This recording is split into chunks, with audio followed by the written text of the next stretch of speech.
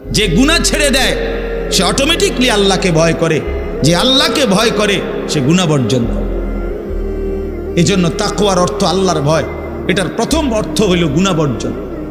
মান খাশিয়ার রহমান, আল্লাহকে ভয়, এটার প্রথম অর্থ গুনাহ বর্জন, গুনাহ বর্জন। আমার শায়েখ আল্লামা মুফতি মুশতাকুন নবী সাহেব সব সময় চিল্লায় মাহফিলে, অনেক সময় আহাজারি করে বলে যে বাপ, গুনাহ আগুন, গুনাহ আগুন, গুনাহ আগুন। প্রতিটা গুনার পিঠে, ওই পিঠে আগুন আছে। নারীর প্রতিটা বেপর্দা দৃশ্যের মধ্যে খোদার কসম আগুন জ্বলে।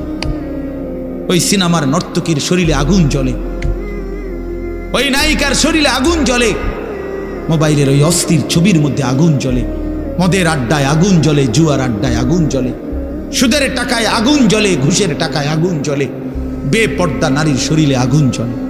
ওইটা রূপ না, ওইটা আগুন, ওইটা জাহান্নাম, ওইটা জাহান্নাম।